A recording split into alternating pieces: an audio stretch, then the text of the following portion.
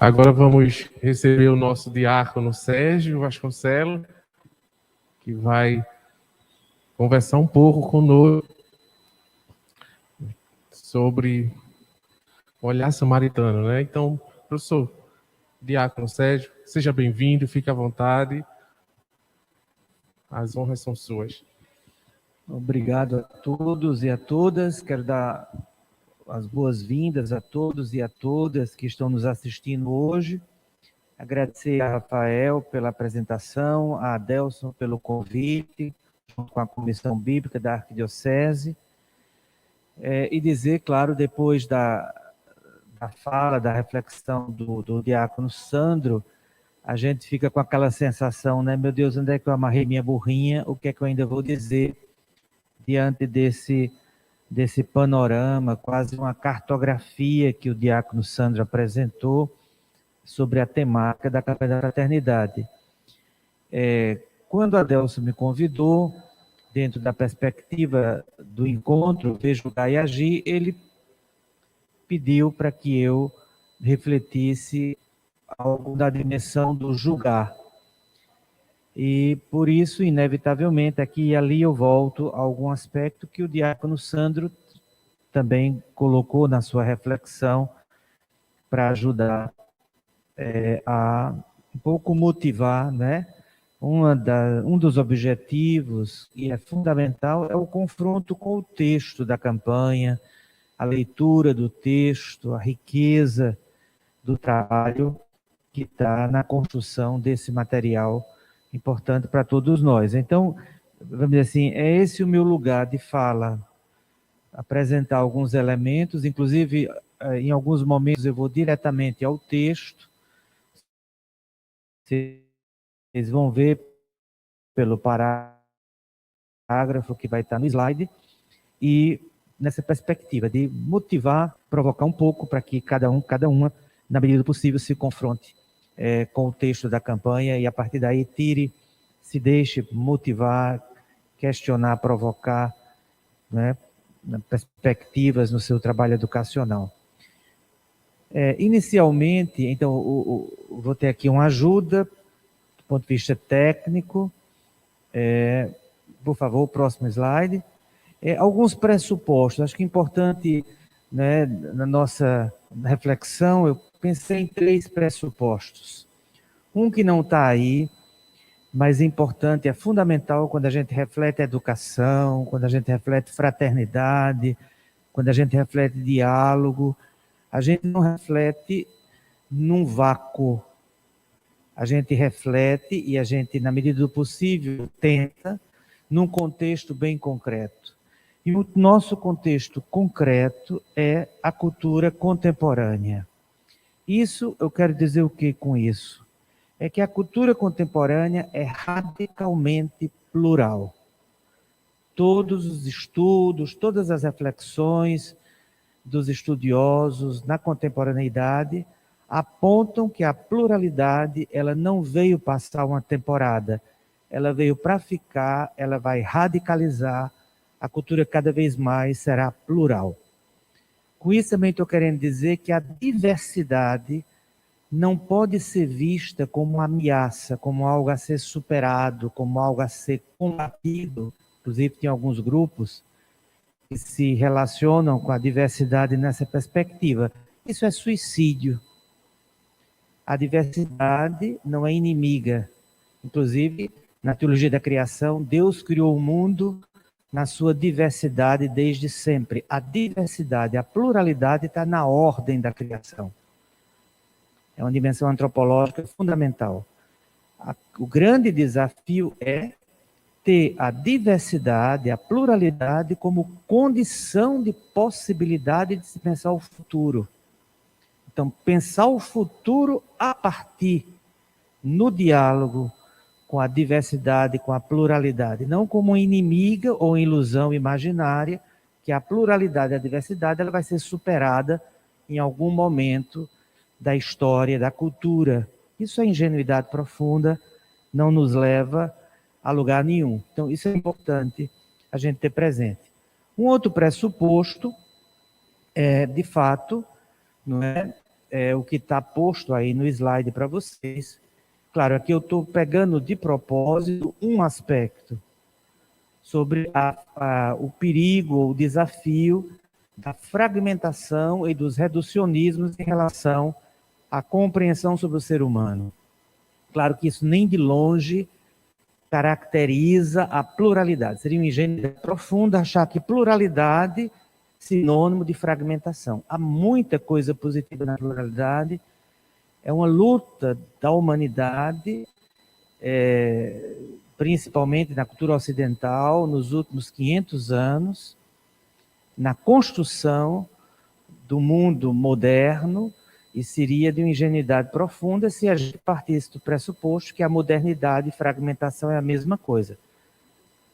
É uma dimensão, há várias outras positivas, mas eu acho que é importante, na medida em que a gente, para a temática que a gente quer refletir hoje, ter presente isso, porque vocês vão ver na minha fala, quando me foi colocado o convite para refletir sobre a dimensão do julgar, eu enfatizei, inclusive a minha leitura, né, vamos dizer assim, o princípio hermenêutico, o óculos a partir do qual eu li o texto, foi justamente tentando compreender a perspectiva antropológica, concepção de ser humano, tanto na cultura contemporânea, ou as concepções de ser humano na cultura contemporânea, para, com isso, a gente fazer um contraponto em relação à concepção de ser humano numa perspectiva cristã para a educação. Então, de fato, a fragmentação e os reducionismos são problemas importantes, sérios, que a gente tem que levantar quando a gente reflete, para não fazer reflexão ingênua, a histórica sobre a educação. Não é? A gente vai ver no decorrer da conversa, toda perspectiva de educação, ela é construída a partir de uma perspectiva antropológica. Então, vamos dizer assim, né? Me diz com a tua concepção de mundo, de ser humano e de Deus, que eu te digo qual é a tua perspectiva pedagógica, educacional, né? A pluralidade das pedagogias, a pluralidade dos modelos educacionais tem por trás a pluralidade das concepções sobre o ser humano. Então, claro, na campanha da fraternidade é óbvio que o que está em jogo é a gente se aproximar cada vez mais da perspectiva antropológica cristã como fundamento e condição de possibilidade de reflexão para uma educação, como o Sandro chamou ainda há pouco, uma educação libertadora ou integral, ou numa perspectiva cristã, mas a gente vai ver ao longo do que eu tento partilhar com vocês. Um outro pressuposto, vamos dizer assim, mais amplo, mas isso, acho, na minha perspectiva, né, tem consequências em várias dimensões da vida, inclusive na teologia. É um dilema que carregamos há 2000 anos atrás, desde 2000 anos atrás, né? E que reflete, claro, também na educação, que alguns autores chamam, né, metaforicamente, simbolicamente, o dilema, vamos dizer assim, entre Jerusalém e Atenas. São duas compreensões de formação, de educação, de conhecimento profundamente diferentes. Elas não são antagônicas, elas são diferentes. Inclusive, o que eu tenho por trás da minha fala é propor que a gente dialogue com essas duas concepções. Sem esquecer que Jesus foi, culturalmente falando, um semita. Ele pensou como semita, ele sentiu como semita, ele viveu como semita. Qual é a diferença, vamos dizer assim, dito de forma rápida, né? Um semita compreende,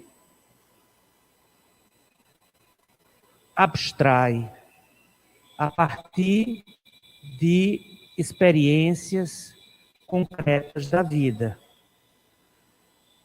Um grande exemplo disso na Sagrada Escritura são agora me falta... daqui a pouco chega. As parábolas. Pequenas histórias, normalmente histórias inventadas, criadas, mas que tem uma moral nessa história. E a partir do confronto com essa história, o semita abstrai o conhecimento. E como a gente vai ver, e já conhecemos, claro, só vou lembrar, as parábolas são tiradas da vida concreta das pessoas, das vivências das pessoas. Tem essa uma forma muito própria do semita construir conhecimento, a partir da vivência, a partir da vida. E o grego? O grego constrói conhecimento a partir do conceito, da abstração. Para um grego me deu um conceito que eu compreendo, para um semita me conta uma história que tem a ver com a minha vida, que eu me confronto com ela e eu abstraio daí o conhecimento. O que é que aconteceu na história do cristianismo, como muitos autores dizem? O perigo que a igreja esqueceu muito cedo a sinagoga, Jerusalém, do ponto de vista antropológico, e se encantou pela polis grega. Então, uma teologia, uma reflexão e, consequentemente, um conhecimento, um edifício do conhecimento profundo, rico em conceito, mas correndo o perigo de uma abstração cada vez mais distante da vida das pessoas. Né? Claro que isso é um tema que se reflete muito na teologia, mas tem muito a ver também com concepções de educação, de conhecimento. Tanto que a perspectiva semita tem uma outra base. É mais vivencial, é analógica, ou seja, comparativa, tem mais parte da vida, da experiência vivida, para a partir daí construir o conhecimento. Se a gente dá um salto monstruoso, tem muito a ver com as discussões pedagógicas na atualidade. Quanto mais abstrata, quanto mais distante da vida das pessoas, mais parece inútil em relação ao conhecimento. Quanto mais próximo, quanto mais vivencial, quanto mais levar em conta o cotidiano, os contextos culturais, emocionais, ao que tudo indica, tem uma maior possibilidade de fascinar e construir processos educacionais. Com isso, eu não estou dizendo que a gente tem que escolher uma ou outra. O que eu estou querendo dizer é super importante o diálogo entre essas duas perspectivas para a gente pensar o futuro da educação e a educação na perspectiva cristã na cultura contemporânea. Então, só como pano de fundo para a nossa reflexão. Depois, um outro elemento que eu acho muito importante, Sandro já tocou várias vezes, e quem já se confrontou com o texto, e é um tema muito discutido hoje na igreja, né? Uma coisa que parece simples, mas existencialmente, vivencialmente, é bem complexo pela nossa falta de experiência, é que, de fato, escutar não é ouvir. O Papa tem retomado isso várias vezes, né? No meu conhecimento, a primeira vez que ele falou sobre isso, pelo menos que eu tomei conhecimento, foi uma homilia sobre os 50 anos do sínodo na igreja. Isso depois em vários documentos.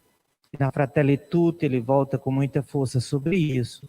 E agora o tema também perpassa a campanha da fraternidade, né? Aqui vocês têm um parágrafo 139 do texto, por isso que eu disse que eu, né, vou, a partir do texto, construir minha reflexão, né? Veja, o exercício da escuta conduz à necessária tomada de posição da parte de quem escutou. Ouvir, o próprio texto fala sobre isso, ouvir é você obter informações, você ouve. Mas necessariamente, nem de longe, isso provoca em você uma atitude atitude existencial de acolhida para o discernimento daquilo que você está escutando. Então, você pode ouvir muito, ter muita informação, mas existencialmente você continua o caminho de sempre, na perspectiva de sempre. O que está por trás da escuta é uma atitude existencial de fato, e o próprio Padre Elton, já na reflexão bíblica, no início do nosso encontro, e Sandro retomou, uma escuta movida, ou seja, acompanhada, perpassada pelo princípio da misericórdia. Isso gera uma atitude existencial profundamente original e singular. Escutar o outro movido pela misericórdia. Completamente diferente de ouvir o que ele está me dizendo. Então, só isso aqui já daria, vamos dizer assim, base para muitos desdobramentos, né?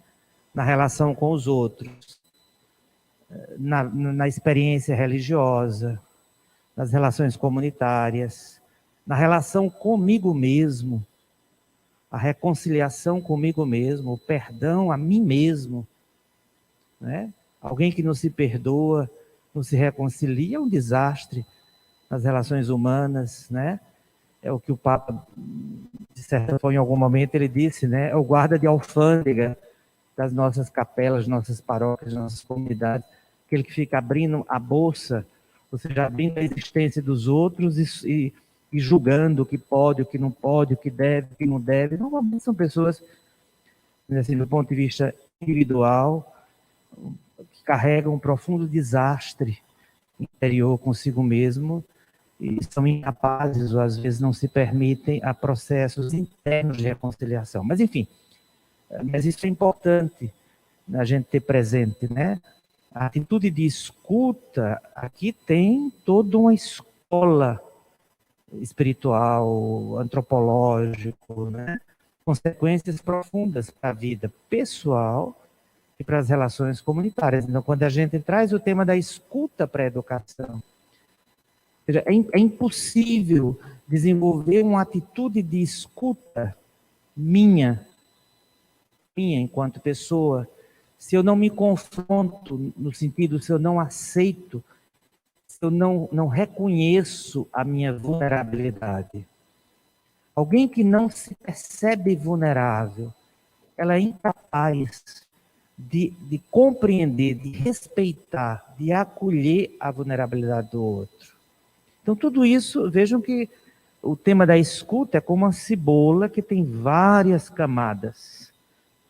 Né? Quando o Papa, o tempo todo, nos últimos tempos, tem convocado a igreja a se confrontar com a escuta movida pelo princípio misericórdia, aqui tem um programa muito sério para a vida toda. Ele traz isso para a educação, aí sim, é fascinante o convite que está por trás, né? Que na verdade é o convite da campanha da fraternidade. E o discernimento se pratica com outra escuta, desta vez da palavra de Deus, como passo fundamental para julgar evangelicamente os desafios do tempo presente e apontar as proposições para o novo. A escuta do outro, a escuta de si, da sua própria vulnerabilidade, mostra, carrega, que apresenta, que grita demandas, a escuta do outro na sua vulnerabilidade, que me traz, o espírito espera, né, o chamado, né, os sinais dos tempos, como vai nos dizer o concílio, partir das angústias e esperanças dos outros. Eu só desenvolvo essa finesse existencial na medida em que eu me confronto e permito em mim mesmo, a mim mesmo, dar a possibilidade de manifestar as minhas angústias e as minhas tristezas, né? Como eu costumo brincar, uma ostra fechadinha em si, onipotente, ela está incapacitada, pelo menos nesse momento da sua existência, de desenvolver essa capacidade da escuta. Porque se eu não me escuto na minha fragilidade, nas minhas potencialidades, como é que eu posso ser capaz de escutar o outro? Né? Não é uma técnica, não é puramente um método, é uma forma de ser, de se auto-perceber e se relacionar com os outros. Né? Por isso que, como o texto nos ajuda, então, escutar, discernir e agir. Lá na frente a gente vai ver. A escuta não significa necessariamente a aceitação. Na Fratelli Tutti, o Papa reflete sobre isso. Não é uma questão porque eu escuto, eu aceito. Não é assim. Mas é essa capacidade de, antes de qualquer coisa, escutar a demanda do outro, escutar a voz do outro, o pensamento do outro, e trazer isso como matéria de discernimento.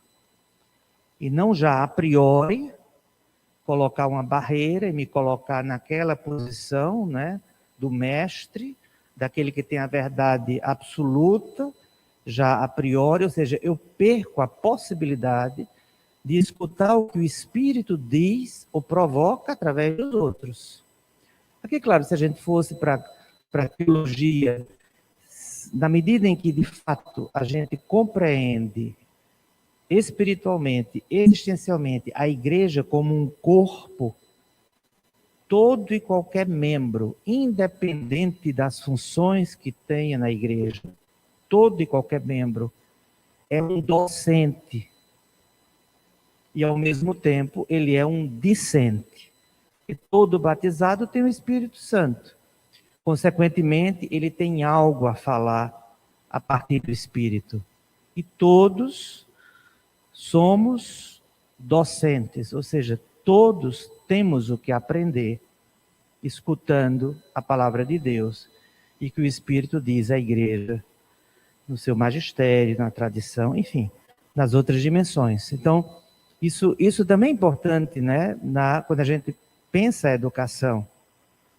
Né, o modelo clássico, totalmente defasado, mas infelizmente preservado por muitos, quase como o Titanic, que está se afundando, mas não muda a perspectiva daquela distância, ou daquela postura que o docente tem sempre algo a dizer e o discente, ele tem sempre algo só a escutar.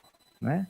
Todos temos, de alguma forma, lembre-se do Evangelho, o encontro de Jesus com a cananeia, uma pagã ensina a Jesus. Veja que coisa bonita no mistério da encarnação. Né? E como a gente perdeu essa sensibilidade, muitos de nós, ao longo do tempo, deturpando e quebrando muita coisa bonita ao longo da própria história da igreja. Então, né, a partir daí a gente vai compreendendo que o cristianismo, em primeiro momento, não é uma doutrina, uma verdade. É claro que tem tudo isso. Mas o cristianismo, antes de tudo e principalmente, é um modo de ser no mundo. É um modo de viver. É um estilo de vida. Um estilo de vida de homens e mulheres que permitiram que o encontro com a pessoa de Jesus ressignificasse totalmente sua existência. O que nos caracteriza, ou nos caracterizou, principalmente nos primeiros séculos do cristianismo, não foi nossa doutrina, nosso arcabouço teórico, nossas instituições. Era tudo muito frágil no início. O que impactou o mundo e converteu a muitos foi e é sempre o estilo de vida. Né? Como diria Charles de Foucault, gritar o evangelho com a vida. Então, quando a gente vai na perspectiva do Jesus, então a palavra de Deus como critério de discernimento, e quando a gente vai refletir a partir da pessoa de Jesus, dos testemunhos dos evangelhos, Jesus como, de fato, o mestre, inclusive um dos títulos de Jesus na Sagrada Escritura, e, consequentemente, enquanto mestre, é um educador. E, como eu já disse, né, dos grandes exemplos que nós temos, entre muitos, chamada por alguns da pedagogia de Jesus, são as parábolas, histórias que Jesus cria a partir do cotidiano das pessoas, da sua própria vivência, das pessoas para quem ele quer comunicar algo, histórias que ele não diz. É interessante, ele não atropela o processo. Ele não diz a moral da história, ele conta a história e gera uma situação existencial em que o ouvinte se confronta a partir das suas próprias perguntas, das suas próprias demandas.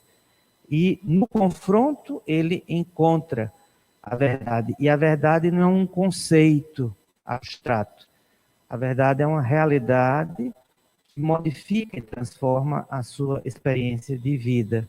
E nesse processo ele vai gerando o que a gente poderia chamar, né, vamos dizer assim, trazendo para hoje, processos educativos de transformação da existência.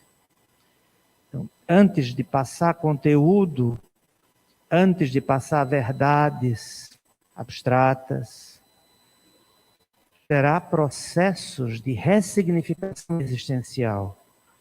Muito bonito como os evangelhos o tempo todo, na ação de Jesus, isso vai acontecendo o tempo todo. Então, suas palavras e ações, seu método de ensinar, estavam em sintonia com os costumes e as práticas da cultura semita, na qual ele se encarnou.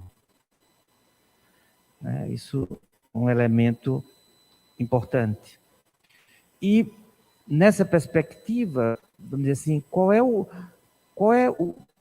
era e qual é o objetivo da ação de Jesus, do anúncio de Jesus? E aqui, vocês estão percebendo o viés que eu estou tentando, o viés antropológico, né? Ou seja, o que está em jogo, o que estava em jogo na ação, se a gente quer usar o termo pedagógica de Jesus, era gerar um processo de libertação. Mas uma libertação, como alguns chamam, uma libertação integral. A gente tem que lembrar que a sociedade de Jesus era uma sociedade teocêntrica. Então, não era uma sociedade como a nossa, dividida em esferas da vida. Todas as esferas da vida estavam atreladas à dimensão religiosa. Então, no tempo de Jesus, como a gente sabe, você não tem como separar religião, política, economia, vida privada. É impossível. Tudo está atrelado a uma sociedade teocêntrica. Então, tudo está atrelado à dimensão religiosa. Quando Jesus cura, ele não cura, vamos dizer assim, usando categorias nossas, ele não cura só a alma, ele não cura só o corpo, ele cura integralmente a pessoa humana. Se a gente tivesse tempo para ver, né, um doente no tempo de Jesus, vamos imaginar um doente no tempo de Jesus. Doente no tempo de Jesus era uma pessoa impura. Como impura, ela não devia, os outros sadios não deviam ter contato com ela. Ela não devia frequentar o templo. Então, além da dor física, ela carregava o estigma da sociedade. Então, quando Jesus cura, não é só o problema da saúde na perspectiva, né, meramente biológica. Ele cura as relações sociais dessa pessoa. Ele cura a relação dessa pessoa com o próprio Deus, porque enquanto doente, em cura, ela não podia frequentar, não deveria frequentar o templo, nem a sinagoga. Então, por isso que em algumas línguas, cura, salvação, libertação, essas palavras são sinônimos. Então, o processo do anúncio, da cura, da ação de Jesus enquanto taumaturgo, traz imbuído nela toda essa dimensão integral que a gente pode chamar, com certeza, essa dimensão libertadora. Libertação entendido como a integralidade do ser. Se a gente volta e lembra por onde eu comecei minha reflexão, uma das características da cultura contemporânea é a fragmentação do ser. Na perspectiva de Jesus, e a gente vai ver em seguida, na perspectiva da antropologia cristã, é a integração do ser, a totalidade do ser. Um elemento importante para a gente, vamos dizer assim, é uma perspectiva, um princípio hermenêutico, uma perspectiva de interpretação, de compreensão, para a gente ler e buscar compreender a ação salvadora de Jesus na sua vida pública. E isso nos questionar e nos motivar a repensar a nossa ação hoje. O que é que nós queremos hoje com os processos educativos? Se a gente amplia o conceito de processo educativo, veja, na missão está imbuído um processo educativo, na evangelização está imbuído. O processo educativo, a educação, nem de longe se restringe à sala de aula. Toda comunicação da igreja que tem um objetivo de transformar, de convencer, de provocar processos de conversão, perpassa todas essas dimensões, processos educativos, como o diácono Sandro nos lembrou na sua reflexão. Então é muito importante, a gente quer chegar aonde?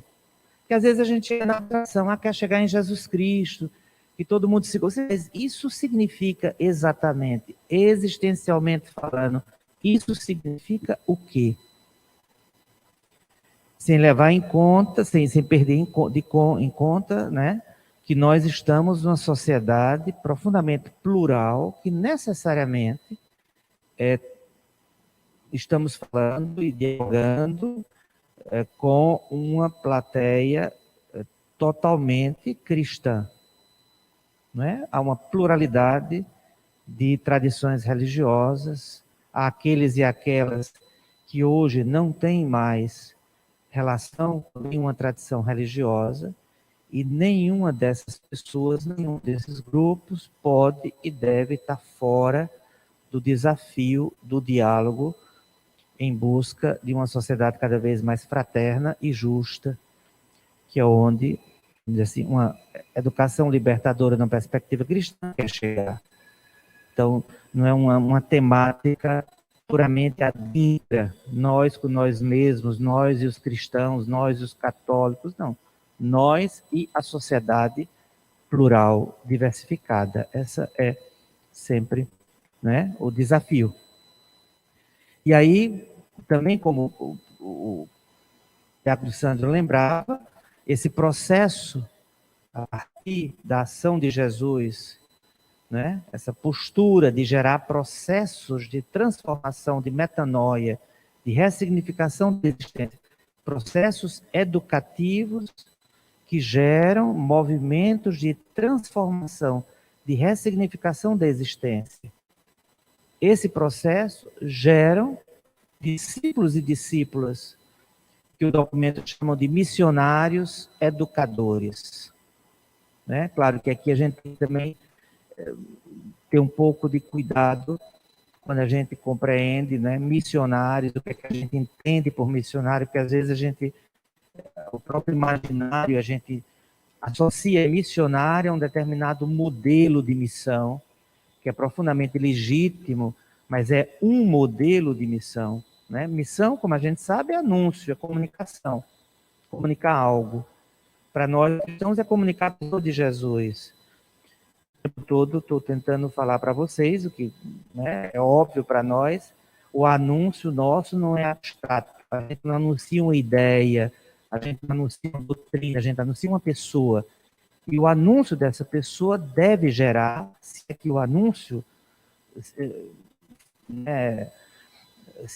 quando o anúncio é, entre aspas, eficaz, ele gera processos de ressignificação da existência, a partir do encontro com essa pessoa.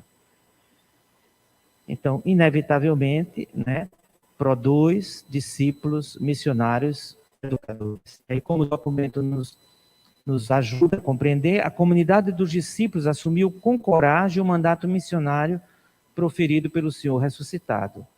Ide e ensinai. Impulsionou a vida dos discípulos, que assumiram a tarefa de anunciar e iluminar o mundo com a audaz proposta do Evangelho. Os textos do Novo Testamento relatam o caráter formativo assumido pela Igreja nascente na pregação dos apóstolos, do testemunho pedagógico da fraternidade comunitária, na partilha dos bens, nas correções e nos encorajamentos das cartas paulinas. Não é um anúncio de um conteúdo abstrato. É um anúncio, é a partilha, é gerar processos de conhecimento, de confronto com a experiência que transforma e ressignifica a própria existência. E esse processo, como a própria história da igreja mostra, os textos sagrados do cristianismo primitivo mostram, inevitavelmente produziram e produzem relações fraternas. Bastaria se a gente também, né, entrasse aqui, não é, o momento, o espaço, toda a dimensão, todas as consequências da experiência eucarística na igreja, da vivência e da constituição da igreja como um corpo a partir da Eucaristia. Enquanto corpo que se movimenta e vive e transpira-se essa experiência originária a partir da dimensão da fraternidade. Fraternidade também não como algo abstrato, poético, mas justamente dentro dos limites e contradições da própria existência, uma tentativa cada vez mais de relações mais fraternas, né? E isso, de fato, os textos fundantes do cristianismo nos ajudam a compreender essa perspectiva. Eu esqueci mas ele está me acompanhando, eu esqueci do meu ajudante, mas é justamente no texto anterior. Obrigado. Eu fui falando aqui o costume e ele não deu sinal, mas ele estava acompanhando, que bom que ele estava acompanhando. Né? Então, nessa perspectiva, a educação, precisamente porque tem por objetivo tornar a pessoa mais humana, só pode realizar-se autenticamente em um contexto relacional e comunitário. Né? Claro, aqui, como eu estava anteriormente já dizendo, a experiência originária cristã, de fato, é uma grande escola. A gente pode dizer a partilha do pão, a fração do pão, a Eucaristia é a grande escola das relações fraternas, né? Para nós cristãos. Para nós cristãos. E a partir daí deve nos ajudar, nos capacitar para a relação, para a busca da relação fraterna com aqueles e aquelas que não comungam da mesma tradição, não comungam do mesmo caminho. Como dizia, a diversidade não é para ser abolida, é condição de possibilidade do nosso diálogo, né? Nessa comunidade de discípulos missionários educadores estão inseridos vários atores, e em especial, no caso da igreja, né, católica, os leigos e leigas, chamados a assumir sua missão na igreja, vivendo na fé, a sua vocação secular, e aqui, de modo mais específico, na comunidade escolar, para aqueles e aquelas que vivem a missão do testemunho cristão como educadores das escolas, nas faculdades, nas universidades, ou seja, nesse campo do mundo educacional, né?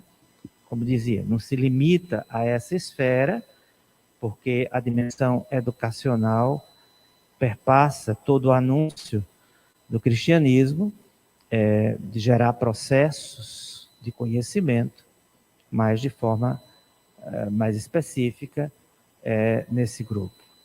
Então, o próximo slide. Então,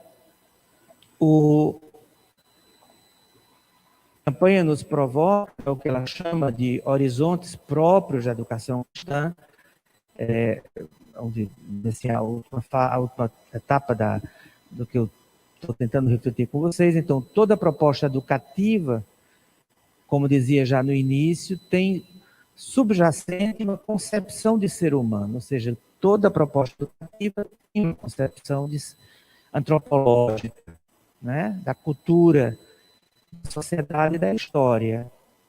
Então, isso é muito importante para a gente se confrontar, né, nos vários âmbitos. Quem trabalha, de fato, em sala de aula, quem trabalha na ação evangelizadora, nos grupos, nos movimentos, de se confrontar com isso, né? A gente não se iluda.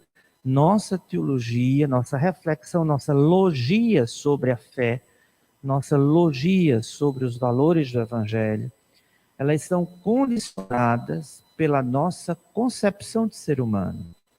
Então, uma concepção negativa de ser humano, uma concepção dualista de ser humano, de mundo, da relação, né, Deus-mundo, da relação sagrado e profano, né, da própria concepção do ser humano, das contradições humanas, do que a gente, na perspectiva cristã, chama de pecado.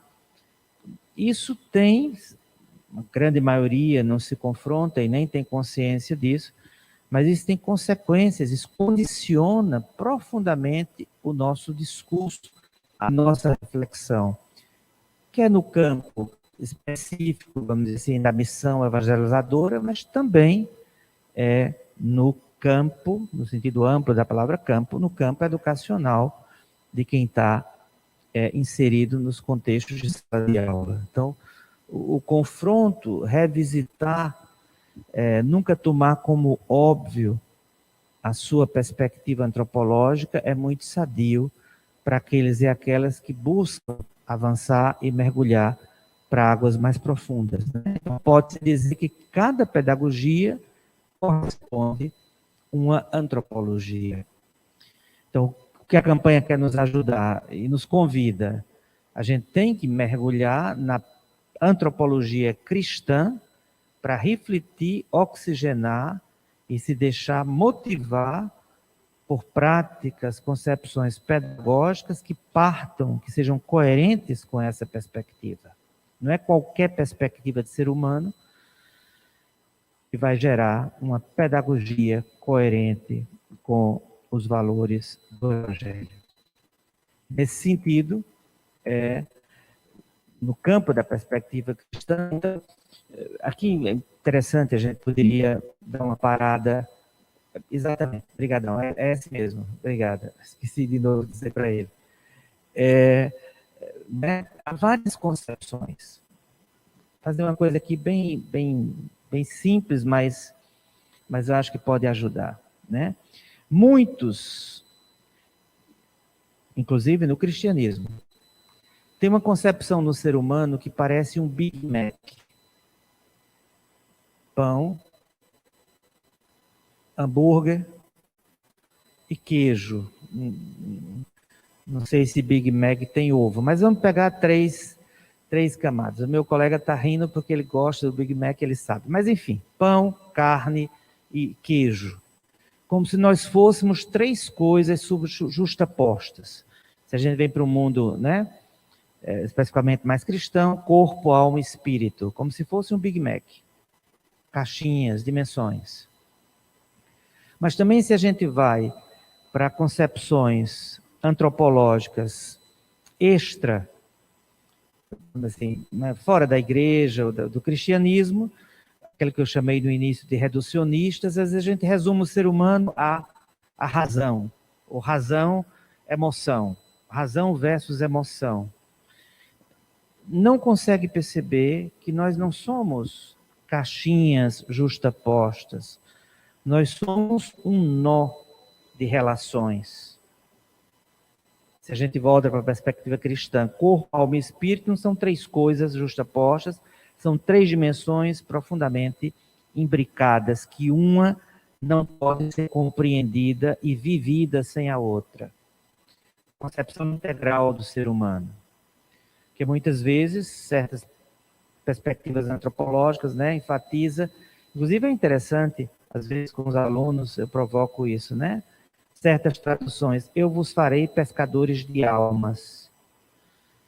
Não existe isso no Evangelho. Porque o ser humano não é alma. O reino de Deus não é um reino de almas. O reino de Deus é um reino de pessoas. Nós somos uma pessoa, corpo, alma e espírito.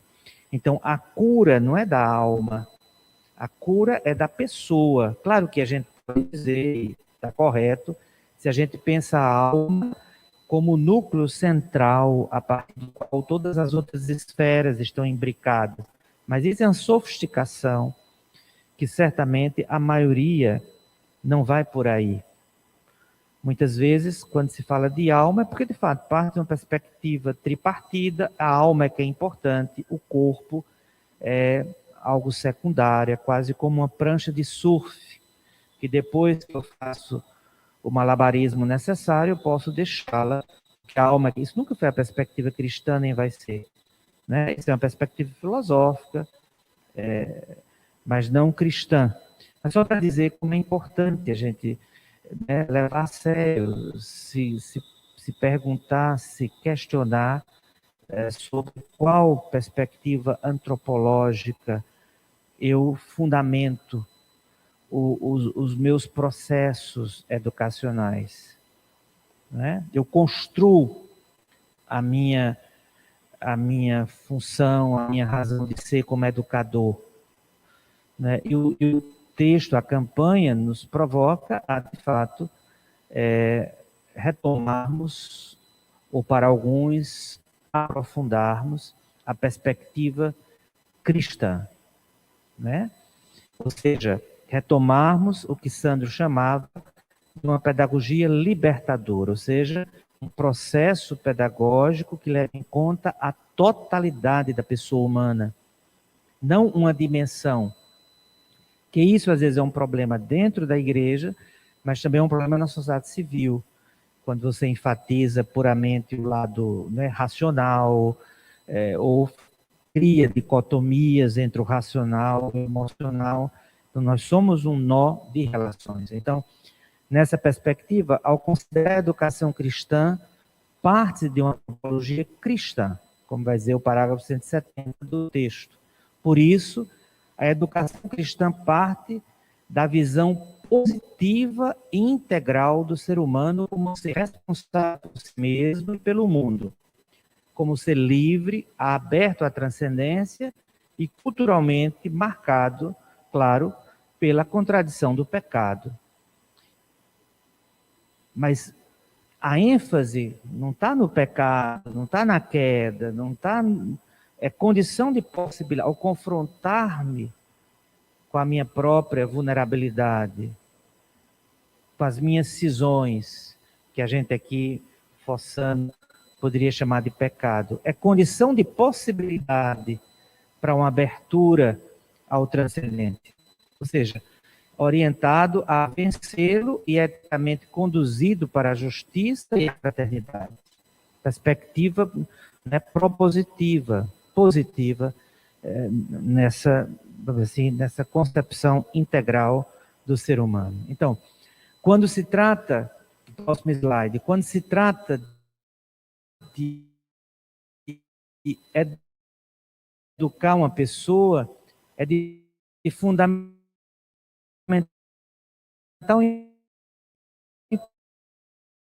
importância ter presente essas dimensões.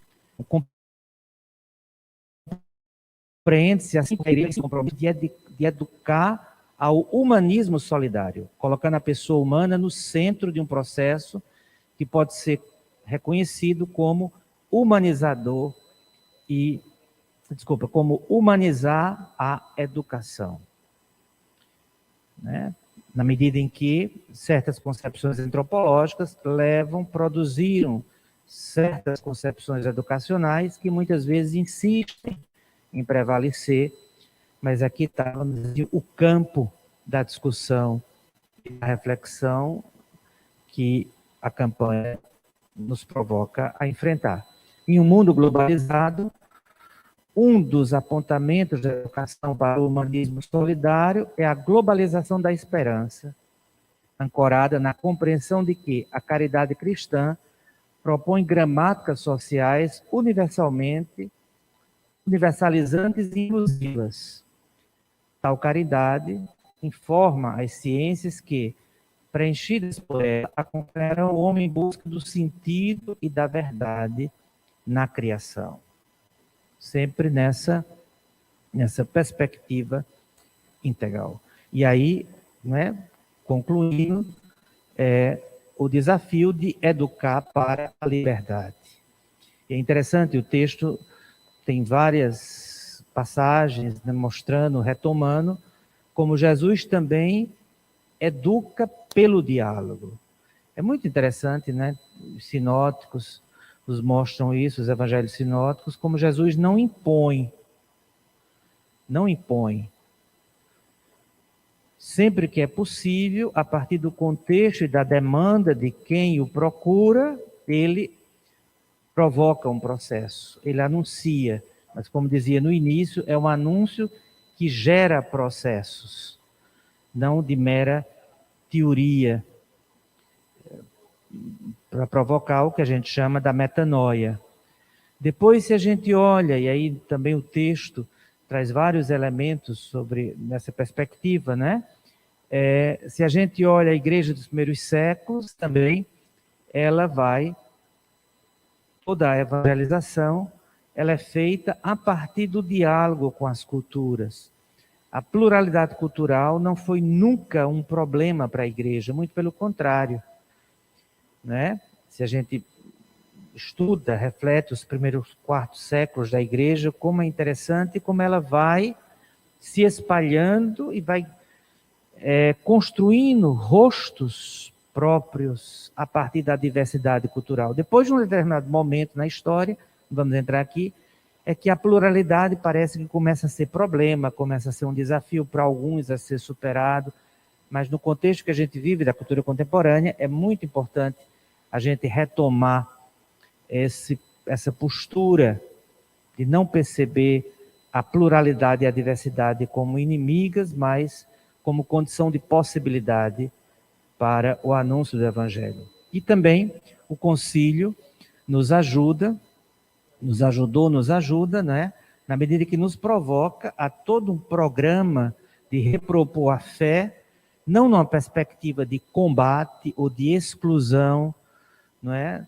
Em relação à pluralidade e à diferença, mas muito pelo contrário, repropor a fé dialogando com a diversidade cultural. Então, como vai nos dizer o concílio, para cultivar boas relações humanas, convém promover os verdadeiros valores humanos e, de maneira especial, a arte de conviver fraternalmente, de cooperar, bem como a arte de dialogar, né? Como dizia, o desafio de repropor a fé, e a gente poderia aqui, no tema que a gente está refletindo, né, provocar processos de conhecimento, processos educacionais, tendo presente o diálogo como um valor e condição de possibilidade essenciais para o futuro. Um diálogo, se a gente lembra do início da nossa conversa, um diálogo que se alimenta da escuta. não meramente do ouvir. A gente pode, não é, ouvir muito e, ao mesmo tempo, ser um diálogo de surdos, como muitas vezes se manifesta na cultura, infelizmente, às vezes até dentro da própria igreja. Então, o diálogo não significa concordar com tudo. Ele se estabelece com quem está aberto a essa experiência enquanto compromisso de amor. Então, isso implica não negociar o que é inegociável nas convicções de cada um e de cada grupo. Não é um esperanto, um arranjado, um milkshake, não. Mas preservando as singularidades, ser capaz de acolher e dialogar nas diferenças. Aqui interessante também, a dimensão trinitária, uma unidade que se faz não na uniformidade, mas na pluralidade da singularidade. Em uma sociedade pluralista, como coloquei no início, o diálogo é o caminho mais adequado para reconhecer o que sempre deve ser afirmado e respeitado. A escola e a universidade, por suas características plurais, são um campo fértil para as verdadeiras experiências do encontro, do diálogo, da reflexão e do olhar atento sobre a realidade. E aqui boto só um rodapé, de forma especial pelo tema, aqui se relaciona às escolas e universidades, mas proponho alargarmos toda a ação evangelizadora da Igreja da Cultura Moderna deve levar a sério essa perspectiva. Então, com isso, termino minha reflexão, espero que tenha ajudado, que provoque, né? O grande objetivo, quando a gente faz uma reflexão, é gerar provocações, no sentido de irritações, no sentido positivo do termo, que elas são as irritações que geram processos, na medida que quando a gente irrita os sistemas, irrita, né, no sentido neutro da palavra, gera a possibilidade de processos, né? E aí, pois não. Tem uma pergunta aqui.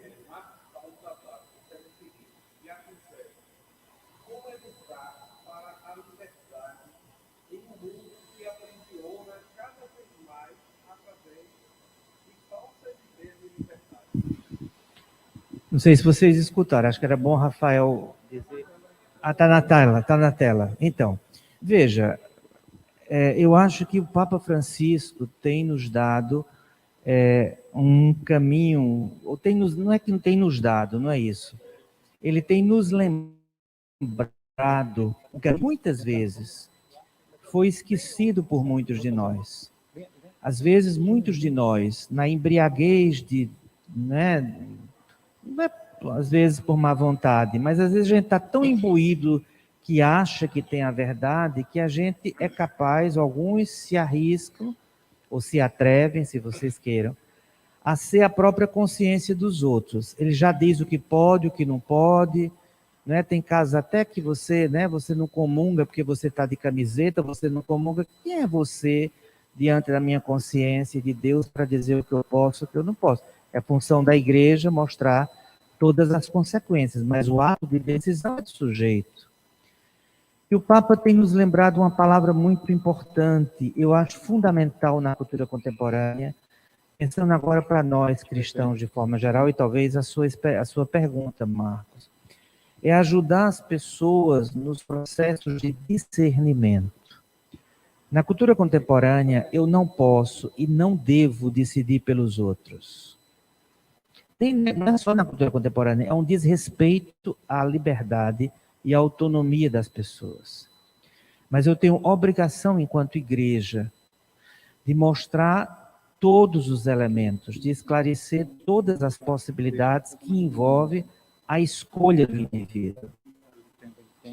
Então, como eu tentei colocar, antes de querer combater ou querer criar mundos, que alguns de nós estão indo por aí, criar mundos imaginários, imunes ao mundo real.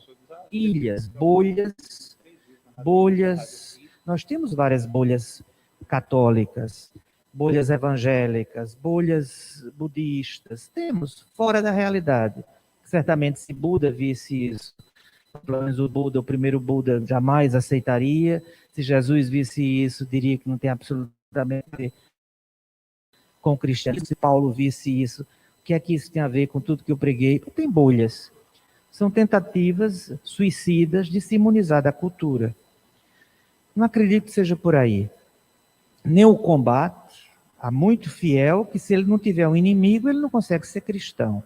É outra coisa horrorosa entre alguns de nós. Mas o grande desafio é como ajudar as pessoas a terem critérios de discernimento, para discernirem, para fazerem escolhas coerentes com o projeto de vida, em comunhão com os valores do Evangelho, em comunhão com a pessoa de Jesus, mas fazerem escolhas dentro dessa pluralidade cultural e religiosa e ideológica, seja o que a gente... Aqui cabe muita coisa, que ela consiga e saiba fazer discernimentos, uma categoria muito importante para o Papa Francisco, discernimentos, claro, como um jesuíta que teve a formação do exercício de Santo Inácio, sabe a importância dessa categoria, discernir com coerência frente à pluralidade. Eu acho que esse é o caminho. Não adianta lutar contra, não adianta criar bolhas ilusórias, de a gente brincar que está no século XII, que a gente brincar que está na igreja primitiva, que a gente brincar que está o mundo paralelo. Tudo isso, acho, são suicídios. Estão acontecendo, com certeza. Alguns grupos estão indo por aí, infelizmente. Mas acho que diante da pluralidade dessa cultura moderna, a palavra de ordem é ajudar a discernir com coerência a partir dos valores do Evangelho. E eu acho que o Papa Francisco, para irritação até de muitos de nós dentro da igreja, desde que chegou, tem provocado muito e tem mostrado muito isso. E para alguns que estavam acostumados já a decidir pela consciência do outro, isso é, vamos dizer assim, ironicamente dizendo, é um absurdo. Mas não é, é o caminho do Evangelho. É o caminho do Evangelho. Né? Simbolicamente, Jesus não veio me trazer a rosa ungida. Jesus veio me trazer uma espada. Está lá no Evangelho. O que é espada? A espada corta. É metáfora de decisão, de cisão. Então, essa é a função da igreja, dar critérios para que as pessoas, nesse mundo plural, façam os cortes necessários na sua própria existência para criar, construir uma pessoa, não é? Uma consciência de si, coerente com os valores do Evangelho.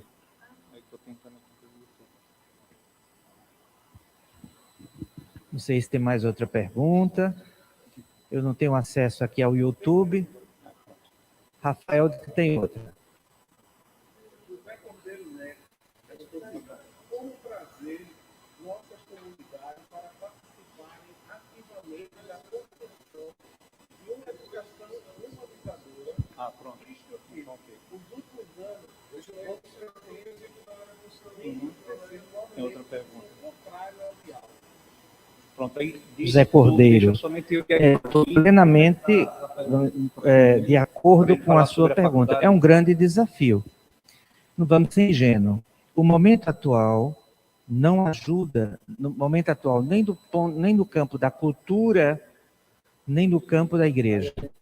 Ajuda a engajamentos, vamos dizer assim, um interesse maior pela dimensão reflexiva, pela dimensão mais ativa, prática. Porque uma das características da cultura contemporânea é a ideia, né, das emoções. Então, os grupos que marcam hoje fortemente a cultura são grupos que propõem emoções. Claro, o cristianismo também propõe no sentido de vivências, né? Emoções aqui no sentido de vivências, né? Claro que existem vivências desencarnadas e vivências encarnadas.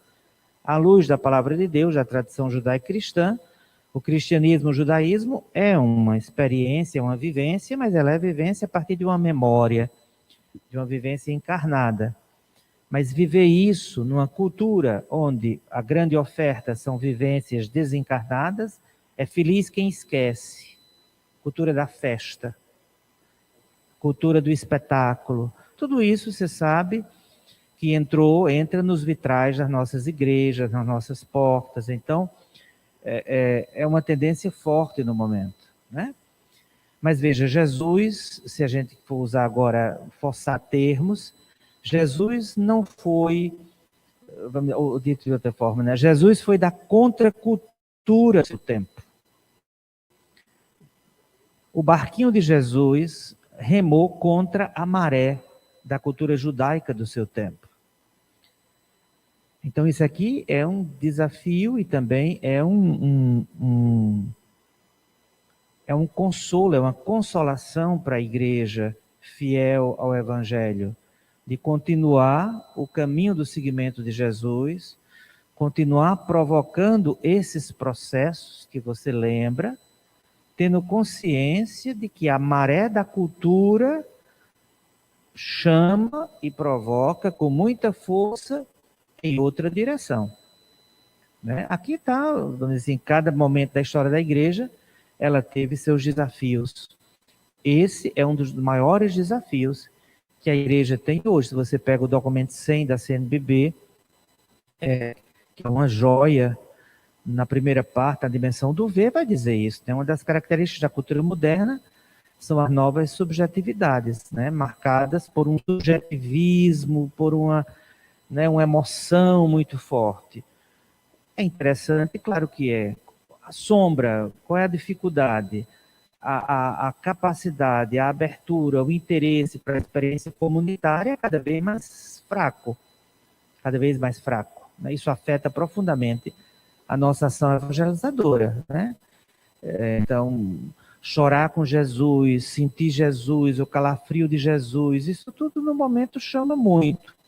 Mas o segmento da pessoa de Jesus na vida comunitária, inserido como discípulo, discípula, numa comunidade concreta, não é música do momento. Mas se a igreja tocar a música do momento e ponto, ela trai o seu Senhor. Ela tem que sempre ser aquela chama que não se apaga, que é possível um outro estilo de vida, é possível uma outra forma de ser, que o seguimento de Jesus é possível, mesmo que em alguns momentos da história não interesse a maioria, porque nunca interessou a maioria. Se a gente pegar a história da igreja, direitinho, nunca a maioria teve interessada no Evangelho, como também nunca a maioria de Israel teve interessada na Torá. Né? Por isso, a imagem bonita dos Evangelhos. Existimos no mundo para sermos sal e fermento. Né? Se você cozinha, você sabe que sal é uma colher no máximo, principalmente para mim que sou hipertenso. Fermento também, muito pouco, mas é a diferença, é o qualitativo que faz toda a diferença no quantitativo das massas na cultura. Não sei se respondi, mas, enfim, não tem ouro nem prata não, viu? Eu partilho com você as mesmas questões, com vocês, os mesmos desafios. Mas parece que Rafael tem uma outra questão.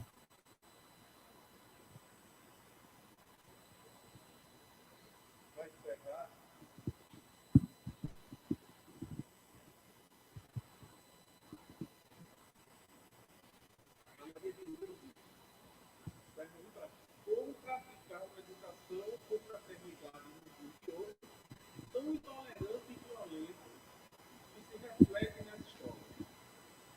Maria de Lourdes. De fato, são perguntas muito pertinentes. Eu diria, assim, Maria de Lourdes, de fato, não tem receita, né? Se eu tivesse receita, acho que a Delso me chamava para escrever um livro com ele. Eu acho que o ponto de partida é a nossa própria postura. Vem de dentro. Acho que Sandro até tocou nessa questão em algum momento na fala dele, né? O ponto de partida é de dentro. Na medida em que eu exercito em mim mesmo o desarmar-me diante da diferença, sem diluir-me nela, mas desarmar-me, né? A mensagem que ele na medida em que eu vou, eu acho muito interessante, é um outro tema, mas de certa forma, né, sobre o diálogo interreligioso. Só é capaz de entrar no diálogo interreligioso quem tem uma espiritualidade interreligiosa. É condição de possibilidade. Senão não tem, é uma dor, é uma coisa teórica e às vezes até uma coisa inimiga a ser combatida, né? Eu acho que essa questão da intolerância, né, da indiferença, da rigidez, das polarizações, eu acho que a grande escola, antes de qualquer, somos nós mesmos. Eu e os meus fantasmas, eu e minhas feridas, eu e as minhas inseguranças. Na medida em que eu vou me desarmando, eu enquanto Sérgio, vai me dando uma capacidade de provocar. Veja, a gente não tem, né? Isso é bonito e ao mesmo tempo é inquietante. A gente não tem como controlar o processo dos outros. Eu não tenho a mínima condição de controlar a liberdade e a decisão dos outros. Mas a partir do seguimento de Jesus, da minha fé, da experiência com a pessoa de Jesus, eu tenho obrigação de provocar processo nos outros. O que os outros farão com isso, eu de fato não posso controlar. Isso para mim também é um exercício, é uma escola, porque claro, eu quero que 2 e 2 dê 4, eu quero ver o resultado do que eu estou fazendo. Então, isso é quenótico, isso é um esvaziamento do próprio ego, da própria... Perceber, eu não consigo, o que eu posso, eu provoco. O que ele fará com isso, aí é entre ele e Deus. Extrapola. É como uma missão. Eu não posso converter o outro. No fundo, ninguém é missionário. A gente sabe, missionário é o Espírito Santo. A gente provoca o processo. É a abertura ou fechamento do outro para Deus e daqui para frente é obra do Espírito Santo, a relação dele ou dela com o Espírito Santo. Eu não apito absolutamente nada. Na educação é um pouco isso. Eu sou educador, sou professor de teologia há muitos anos, trabalho, né, vocês sabem, tanto nas comunidades, como sou professor de seminaristas, religiosos. Veja, minha função é provocar processos. Às vezes eu abro o Instagram, abro o Facebook, que coisa bonita, a coisa tá... Às vezes também eu abro, meu Deus, parece que não adiantou nada, mas extrapola